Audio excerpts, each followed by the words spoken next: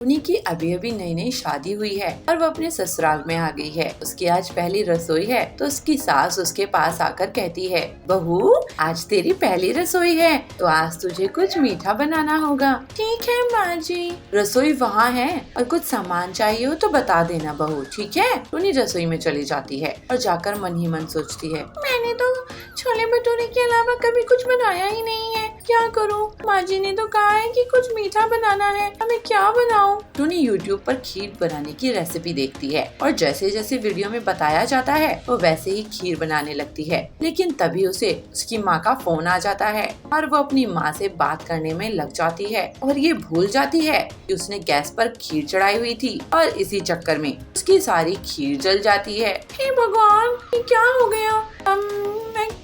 मैं नहीं बनाऊंगी ये खीर भी, मैं तो छोले भटूरे ही बनाऊंगी। एक तो मैंने कुछ कोशिश की और बन भी नहीं पाया। अब टूनी छोले भटूरे ही बना लेती है और बहू बनकर अपनी सास को वो छोले भटूरे खाने को देती है। पहले तो उसकी सास वो छोले भटूरे देखकर ही गुस्सा हो जाती है। टूनी, ये क्या है बहू, मैंने तो तुझे मीठा बनाने को कहा था, छोले भटूरे कब से मीठे होने लग गए जो तूने ये बना लिया। माँ जी मैंने सोचा कि खीर तो सभी बनाते हैं, क्यों ना मैं छोले भटूरे बनाऊं। माँ जी कुछ अलग करना चाहिए ना, कुछ हटके करना चाहिए। हाँ सिर्फ बात तो सही है तेरी, वैसे कुछ भी कहो छोले भटूरे तो बहुत ही अच्छे बनाए हैं तूने। तो माँ जी कहिए ना, और आप चिंता मत कीजिए, मैं आपको छोले भटूरे ही खिलाती रहा करूँगी। हाँ बहू, बस ऐसे ही बनाते रहना और खिलाते रहना। चुनमुन ने ऐसे ही कह दिया, लेकिन उसे ये नहीं पता था कि उसकी बहू अब हफ्ते में 7 दिन ही छोले भटूरे बनाकर बैठ जाएगी। अब तो टूनी रोज ही छोले भटूरे बनाकर बैठ जाती और अब उसकी सास और ससुर का मन भी उब चुका था। एक दिन, बहू सच सच बताना, ये हर रोज छोले भटूरे खाकर तेरे पेट में दर्द नहीं होता क्या? इतनी मैदा हजम कैसे कर लेती है तू? नहीं माँ जी, पेट में तो दर्द नहीं होता मेरे। अच्छा, लेकिन हमारे तो होने लगा है बहू, हमारी तो दवाई भी चल रही है।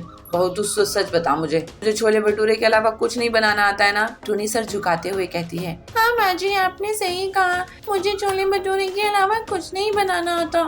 अरे तो बहू पहले बता देती, कब से हम तेरे इस जुल्म को झेल रहे हैं, वो तो हम तुझे बता भी नहीं सकते।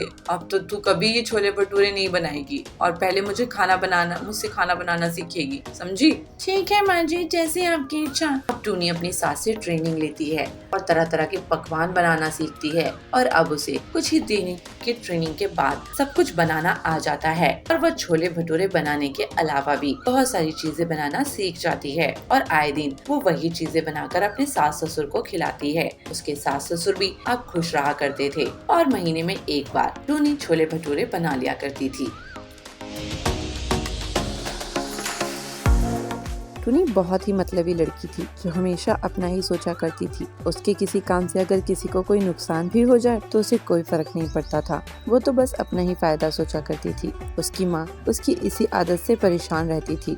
एक दिन वो अपनी कुछ दोस्तों के साथ डिनर करने के लिए रेस्टोरेंट जाती है और तीनों दोस्त मिलकर खाना खाते हैं। लेकिन जैसे ही बिल आता है, टूनी अपने हिस्से के पैसे देकर और फोन पर बात करने का नाटक करते हुए वहाँ से चली जाती है। तभी उसकी एक दोस्त चुनमुन कहती है, देखा ना लूसी तूने, वो अपने हिस्से के पैसे देकर चली गई, वो सिर्फ अपने ही बारे में सोचती है, एक नंबर की मतलबी है वो। अरे यार, तुझे उसकी आदत तो पता ही है ना, वो ऐसी ही है, अब क्या करें, हम उसे बदल तो सकते नहीं हैं। उसकी मम्मी भी उसे बदलने की कोशिश करती हैं, लेकिन वो आज तक बदली क्या? वो तो बस इसी बात की टेंशन है कि जिसके साथ उसकी शादी होगी उसके साथ ही कैसे निभाएगी। अरे यार, तू उसकी क्यों टेंशन ले रही है, और जिसके साथ शादी होगी वो जाने। चल अभी हम बिल भर देते हैं। अब वो तीनों अपने अपने घर की ओर चली जाती हैं। टूनी भी अपने घर आ जाती है तो उसकी माँ कहती है, अरे टूनी तू आ गई बेटी, तो मेरे लिए कुछ लाई नहीं क्या?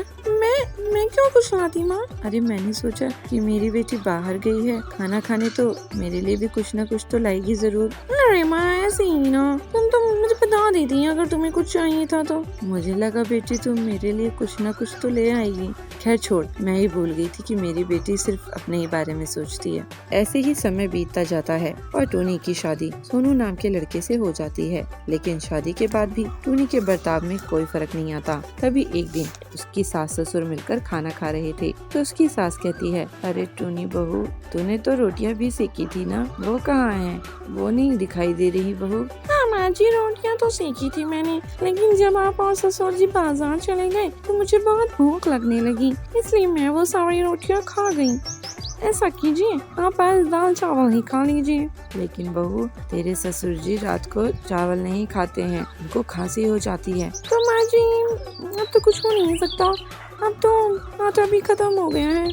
अच्छा चल, तो रहने दे, आज रात बिना खाए गुजार लेंगे तेरे ससुर जी। लेकिन टूनी उनकी बातों को सुने बगैर वहाँ से चली जाती है। अगले दिन टूनी की सास टुनटुन कहती है, अरे बहू, एक ना मेरे सर में बहुत दर्द हो रहा है, थोड़ी सी मालिश कर दे बहू।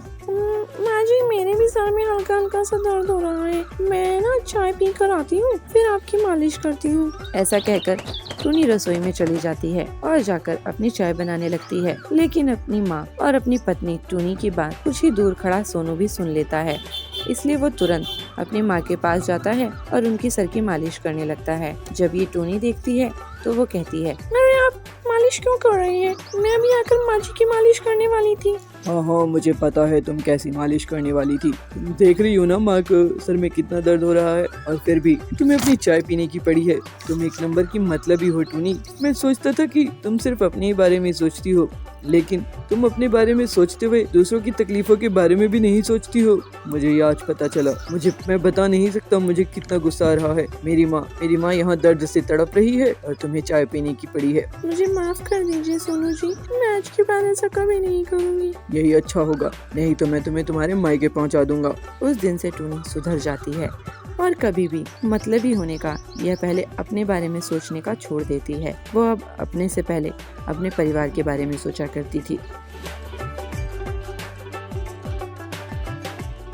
ये कहानी है सुंदरवन में रहने वाली टूनी की, जो अपने सास ससुर और पति कालू के साथ रहती थी। टूनी की सास चुनमुन अपनी बहू को एक आदत से बहुत परेशान रहती थी। वो थी उसकी वहम पालने की आदत। उसकी बहू की इस आदत के कारण घर में आए दिन तनाव भरा माहौल रहता था। वो उसकी अपनी बहू को बहुत समझाती थी, लेकिन उसकी बहू मोटे दिमाग वाली बहू थी, जिसे कितना भी समझा लो उसके दिमाग में बात जाती ही नहीं थी। एक दिन वो अपने पति कालू को फोन पर किसी से बात करते हुए सुनती है। तुम चिंता मत करो, मैं ऑफिस के लिए निकलने ही वाला हूँ, मैं तुमसे मिलकर ही जाऊंगा। ऐसा कहकर कालू फोन कर देता है और ऑफिस के लिए जाने लगता है। तभी टूनी उसका रास्ता रोकते हुए कहती है, कहाँ जा रही हो इतनी जल्दी जल्दी? ऑफिस जा रहा हूँ, और कहाँ जाऊँगा? मैं सब जानती हूँ, ऑफिस तो एक बहाना है, असलियत में तुम्हें ये लड़की से मिलने जाना है। बताओ किससे बात कर रहे थे और नाम क्या है उस लड़की का? कौन सी लड़की और किसका नाम? देखो तुम सुबह सुबह मेरा दिमाग तो खराब करो मत और मुझे ऑफिस जाने दो। मेरे पास तुम्हारे फालतू के बहमों के लिए समय नहीं है, जाने दो मुझे। ऐसा कहकर कालू टूनी का हाथ झटक कर वहाँ से जाने लगता है। लेकिन तभी टूनी मन ही मन कहती है, मैं भी कम चालाक नहीं हूँ, मैं भी पता करके ही रहूंगी कि वो लड़की है कौन। ऐसा कहकर वो भी कालू का पीछा करने लगती है और वो देखती है कि अपने ऑफिस न जाकर किसी के घर जाता है और एक प्रेग्नेंट लड़की को अपनी कार में बैठाकर उसे अस्पताल ले जाता है। उसकी डिलीवरी के बाद उसके बच्चे को गोद में खिला रहा था। तभी टूनी उसके पास जाती है और अपना सर पटकते हुए कहती है, हे भगवान, मैं तो बर्बाद हो गई। मेरा पति ही मुझे धोखा दे रहा है। इतना बड़ा धोखा मिलने से पहले मैं मर क्यों नहीं गई? हे भगवान, तूने मुझे उठा क्यों नहीं लिया? हे भगवान, तुम मेरे पीछे, मतलब तुम्हारा वहम इतना बढ़ गया कि तुम यहाँ तक आ गई मेरा पीछा करते हुए। आप तो चुप ही रहिए, आपने मुझे धोखा दिया मेरे होते हुए आप किसी और के साथ। छी, मुझे तो कहते भी शर्म आ रही है। तभी वो लड़की कहती है, सुनिए जी, ये मेरे भैया हैं। जो आप सोच रही हैं वैसा नहीं है भाभी जी। ये तुम्हारे भैया कैसे हुए?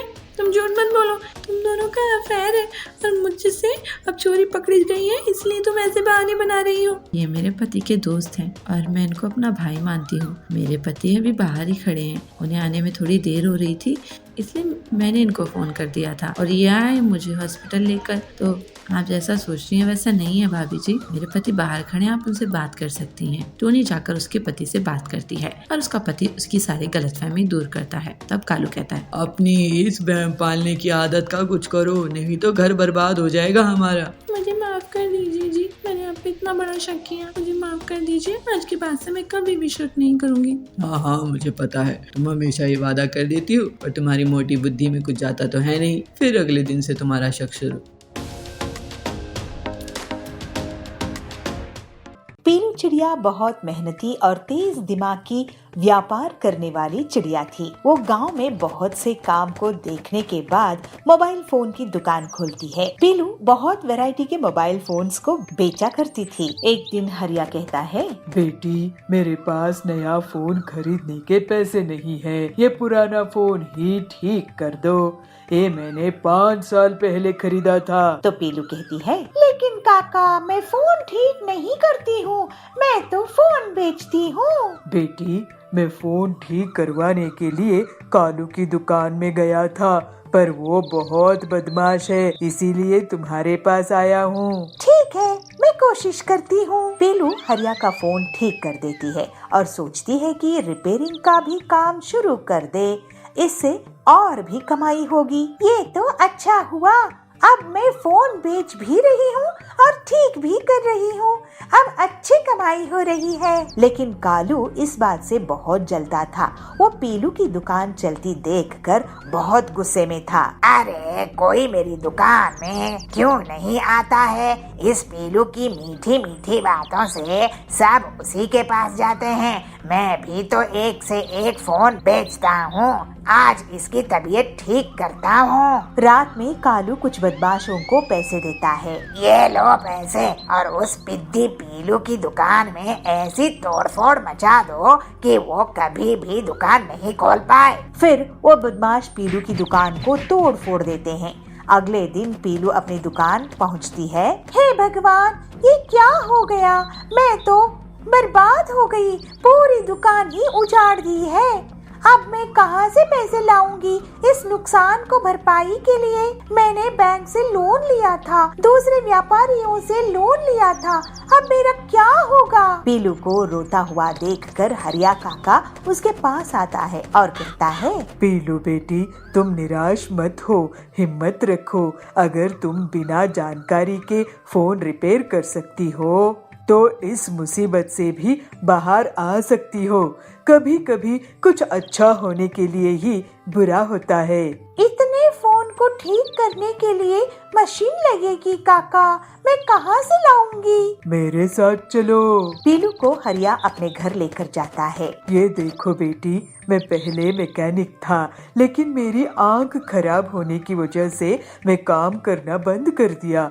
इन पुरानी मशीनों के साथ तुम कुछ करो। फिर 1 हफ्ते की मेहनत के बाद पीलू एक मशीन बनाने में कामयाब हो जाती है और अपने टेस्टिंग में कुछ टूटे हुए मोबाइल को ठीक करने में कामयाब होती है। वाह बेटी, तू बहुत ही होशियार है। बहुत धन्यवाद काका, अब मेरे नुकसान को भरपाई होगी और अब मैं एक नया कारोबार शुरू करूंगी। इस तरह से पीलू मोबाइल रिपेयरिंग के साथ गरीबों के लिए मोबाइल बनाने का कारोबार भी शुरू कर देती है।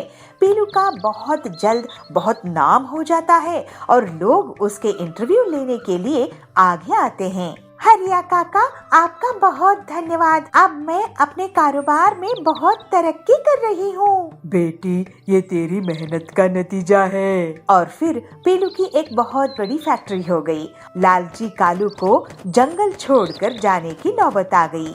पीलू अब हंसी खुशी रहने लगी।